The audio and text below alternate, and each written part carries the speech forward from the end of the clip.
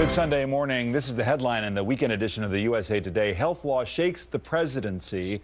It seems to sum up the effect of Obamacare on the state of the White House at the moment. And with a kind of crisis in confidence, the pressure to make changes to the health care law is growing. On Friday, the House passed a GOP plan to allow the renewal of millions of policies required to be canceled under the current law and also sell similar policies to new customers. The bill goes farther than the president's announced fix, and he has threatened to veto it. 39 Democrats defected and voted with the Republican majority. Joining me now, the leader of the Democrats in the House, Nancy Pelosi. Welcome back to Meet the Press. Morning. Good to have you here in studio. There is a crisis of confidence, and the country feels it about Obamacare, but it seems to go deeper. 39 Democrats voting with the Republicans on this bill that doesn't look like it's going to go forward.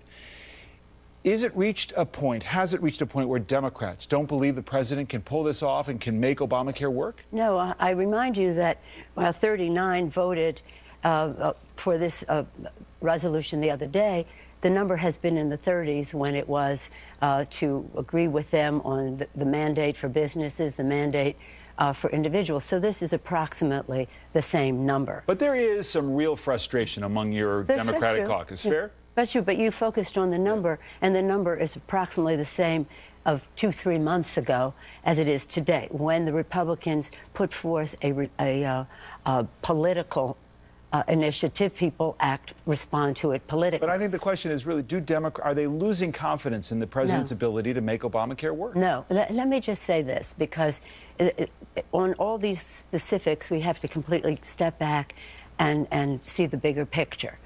What I love about healthcare professionals is that they're calm, and we must remain calm when we talk about the health of our country. The Affordable Care Act, as I call it, as always called it, the Affordable Care Act is right up there with Social Security, Medicare, affordable care for all Americans as a right, not a privilege. The rollout of the website, that's terrible. But the fact is that will be fixed. And that is the instrument of enrollment, as you know. What the Republicans did on Friday was not a fix. And if I just may, the law does not demand that all of these cancellations go out. The law says if you had your plan before the enactment of the law, you can keep it. And that's what the president said. So there's a distinction between those who had it before and what this law does is say other people can be enrolled in these bad initiatives which dilute. Okay, I don't want to get too far into the weeds on that, but I want to come back to it. But I want to stick with a point about Democratic frustration. No. Look, the bottom line is, and you know from talking to your colleagues about this, they got to be worried about re-election next year. Well, are you and others going to go campaign on Obamacare in swing districts around this country? And if so, what's the message going to be? Well, the fact is, I'll get back to the Affordable Care Act. And the affordable was named that because it makes it affordable. And the experience in states where it is working, in Kentucky and California and the rest, where we have our own state marketplace, it's working very well. And I have full confidence, as do my members. However they voted on this is political. They respond politically. But the fact is that when this website is fixed, many of these people in these bad policies that are costing too much. Now, what the president did, and it's really important to mention this, what he did in his statement the other day was to allow people who have been in the plans since the enactment of the Affordable Care for there to be a delay in enforcement for those. The others can always stay in. There's nothing in the law that says they can't stay in. But what he said was that the insurance companies must tell the policyholder what they are deprived of, that they're not getting a pre-existing condition. But there are cancellation notices going out. There's 1 million of them in California. Yeah, and it's not. And what they have to do now is to send another letter that says, this is what this is going to mean to you in terms of you won't get pre-existing condition discrimination, and here are the other options that are available to you in the marketplace. But the president has been apologetic. He's been accountable for saying something that was not the case. You were Speaker of the House. You, in many ways, were seen as an architect and a key ally on this. And this is what you said back in June of 2009 on MSNBC. Watch. What we are talking about is affordable, quality, accessible health care for all Americans. It's about choice. If you like what you have and you want to keep it, you have the choice to do that. Are you accountable for saying something that turned out not to be correct? Well, it's not that it's not correct. It's that if you want to keep it, and it's important for the insurance company to say to people, this is what your plan does. It doesn't prevent you from being discriminated against on the basis of pre-existing conditions.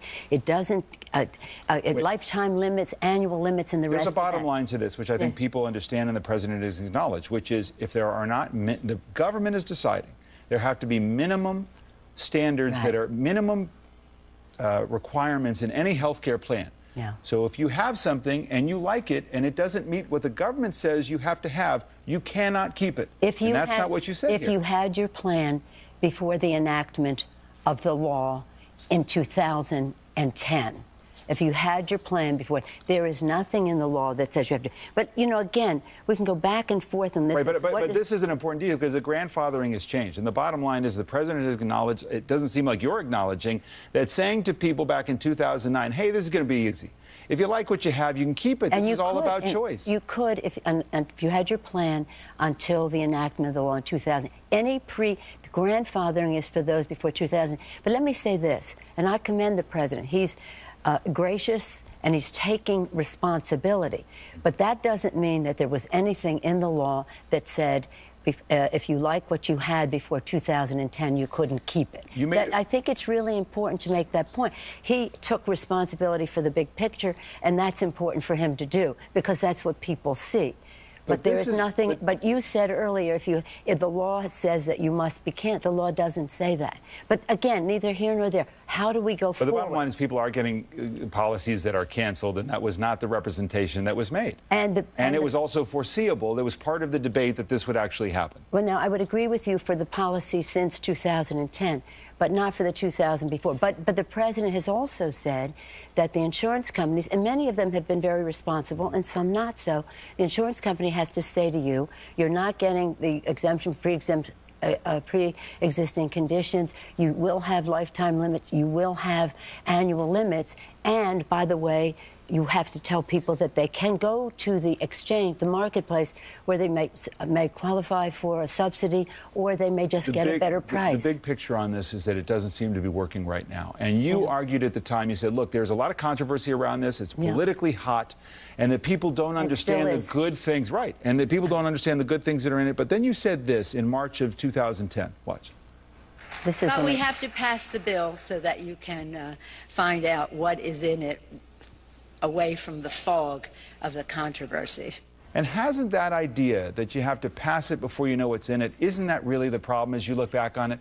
That there was such a rush to get this done, no Republicans voting for it, and now there are unintended effects of this that were foreseen at the time that you couldn't know the impact of it, and now this is coming home to roost. No, what I was saying there is we have a House and a Senate, we get a bill, we go to conference, or we ping-pong it, and then you see what the final product is. However, I stand by what I said there. When people see what is in the bill, they will like it, and they will. And so while there's a lot of hoop-de-doo and ado about what's happening now, very appropriate. I'm not criticizing. I'm saying it took a great deal for us to pass this bill. I said if we go up to the gate and the gate is locked, we'll unlock the gate. If we can't do that, we'll climb the fence. If the fence is too high, we'll pole vault in. If we can't do that, we'll helicopter in, but we'll get it done. We had passed the test of the courts, and we did. The first rollout in the first part of the first year of the implementation went very smoothly. The website did not work. That has caused problems, complicating people transitioning from those policies to the other. But again, this is never thought to be easy. And the fact is it doesn't matter what we're saying here. What matters what happens at the kitchen table of the American people and how they will have more affordability, more accessibility, better quality care, prevention, wellness, a healthier nation, of honoring the vows of our founders of life, a healthier life, liberty to pursue their happiness, not be chained by a policy. I understand what the arguments are. The administration is saying this will be considered a success. Right. If 80% of the people are able to get on the exchanges and get signed up. Is that an acceptable No, threshold? that's just by the end of this month. That's just by... That's acceptable? No, well, it's not acceptable ongoing, but they're saying with the fixes to the website, they're anticipating that 80% by December 1 as we go forward. No, it has to be improved upon then. But again, the measure will be how many more people can sign up, how fewer mistakes and glitches, and again, the shortening of the time for people to get on. But the thing is this is a big deal. This is a very important pillar of economic and health security for the American people. Well, all the more important to get it right. That's right. And why aren't you concerned at this point that this is in grave danger of not being done right? Well, I'm very unhappy about the website, as you can just imagine the president is.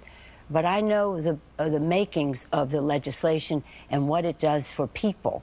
And again, look, this Republican measure on Friday, what makes matters so worse, allows the marketplace to be deprived of people who should be there getting lower prices with better benefits and perhaps even a tax credit. So that wasn't a fix. It was a make matters worse.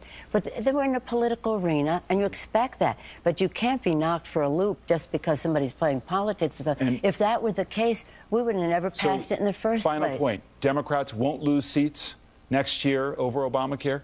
I don't think you can tell what will happen next year, but I will tell you this. Democrats stand tall in support of the Affordable Care Act.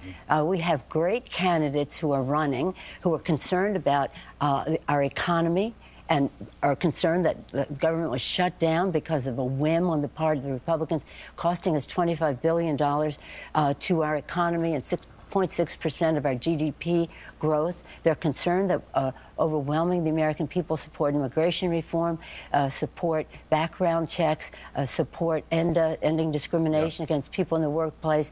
All of these kinds of things are the concerns of the American people. Jobs will be the major issue in the campaign, as they always are. And this is an issue that has to be dealt with. But it doesn't mean, oh, it's a political issue, so we're going to run away from it. Okay. No, it's too valuable for the American people. What is important about it is that the American people are well served, not who gets reelected. All right, Leader Pelosi, thank you very much for your time. Nice to have you here. My pleasure to be here. Joining me now, Republican Senator from New Hampshire, Kelly Ayotte. Senator, welcome back.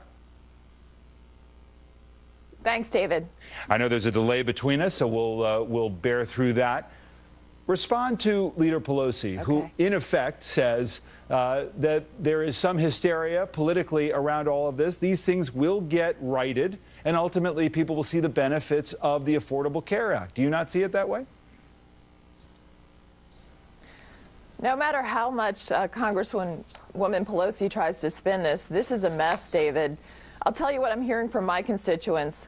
They're writing me about cancellation notices of plans they wanted to keep, rising premiums, so their deductibles, some of them are doubling. They're paying much more for health care, people losing hours because of the definition of the work week as 30 hours, and then less choice. I mean, in New Hampshire, there's only one insurer on the exchange.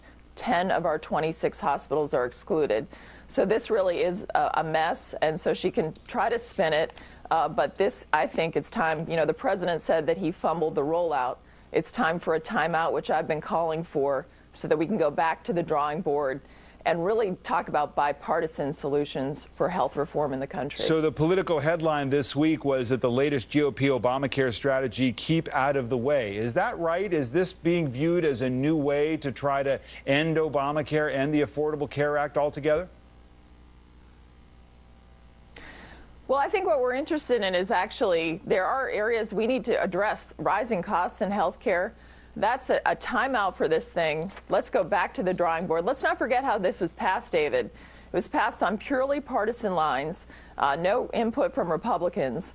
And so that's what you get when you try to push it through. And as the former speaker said on your show and said previously today when you played the clip for her, we have to pass it so that you can find out what's in it. Well, now the American people know what's in it. My constituents are very unhappy with the notices they're receiving and higher premiums. But this is what the New York Times wrote this week about what the president's up against. The failures getting this rolled out, but also this. Mr. Obama is battling a Republican opposition that has refused to open the door to any legislative fixes to the health care law and has blocked him at virtually every turn.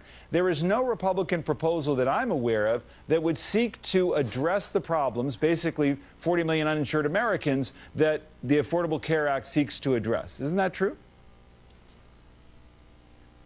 Well, David, I would say this. Let's start with the principle that in medicine, the first rule is to do no harm. And politicians addressing health care need to do no harm. We would like to get to some bipartisan solutions. Let's allow a greater competition. Why can't people buy insurance across state lines? If we can drive down costs, we can give people greater access. Why not allow people to be treated the same in terms of tax treatment? Let's address pre-existing conditions. There were state high-risk pools we can buttress.